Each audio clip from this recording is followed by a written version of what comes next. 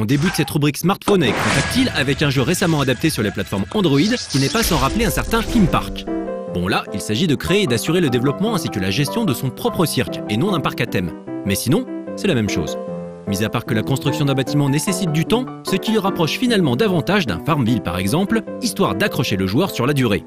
On pose ses attractions, on embauche des jongleurs, des dresseurs de lions, des lanceurs de couteaux et puis des clowns bien sûr, et on se fait de l'argent en vendant des ballons, des hot dogs, des sodas aux clients qui arpentent notre cirque. Un petit jeu de gestion plutôt joli, accessible gratuitement. Sorti en 2010 sur iPhone, AirType est disponible depuis quelques semaines sur Android. Alors évidemment, on ne pouvait pas passer à côté. Chef-d'œuvre absolu du shoot 'em up, classique indémodable porté sur Android par Dotemu, un spécialiste du rétro gaming à qui l'on doit la récente sortie sur iOS de Another World, AirType n'a pas pris une ride. La conversion s'avère de grande qualité et s'est attiré les louanges de nombreux joueurs.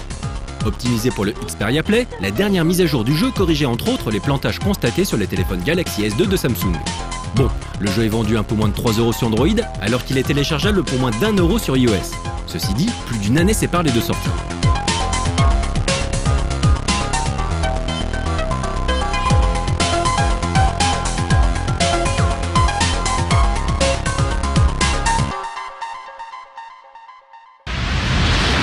À mi-chemin entre le jeu d'adresse et le RPG au tour par tour, Squids est la dernière bombe en date des plateformes iOS.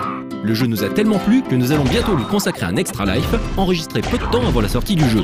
Développé en France par un tout nouveau studio, The Game Makers, ses fondateurs ont partagé avec nous leurs craintes et leurs espoirs quant à la réception du jeu. Eh bien, ils doivent désormais être un peu plus rassurés. Les poulpes casqués ont en effet créé un vrai buzz positif à leur sortie mi-octobre. Si la mécanique centrale du jeu rappelle des titres au concept très simple, comme les Angry Birds et compagnie, Squids est un jeu complet avec une histoire, des niveaux complexes à traverser, des items à acquérir et utiliser avec stratégie, ainsi qu'une équipe de poulpes que l'on peut créer, faire évoluer et customiser. On tire les tentacules de ces poulpes pour les propulser, on avance dans les niveaux en tenant compte de leurs spécificités, comme la présence d'ennemis, d'encres sur lesquelles s'accrocher, de courants sous-marins, bref, le gameplay est immédiat, mais néanmoins profond. Quant à la direction artistique, elle est tout simplement magnifique et on ne peut que souhaiter voir très vite Squids débarquer sur Android, PlayStation Network, PC, Mac et iPad en version HD.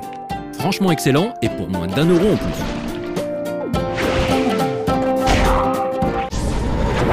On conclura cette rubrique avec un petit jeu iOS une nouvelle fois développé par une équipe française. Fruity Jelly, à ne pas confondre avec Fruit Jelly, est sorti en septembre et l'équipe nous a promis de nombreuses mises à jour gratuites. Le principe du jeu est tout bête, on déplace Jelly en inclinant son téléphone ou son écran tactile de manière à ce qu'il gobe un max de fruits. 40 niveaux et 2 modes de jeu, aventure et time attack, sont pour l'instant proposés.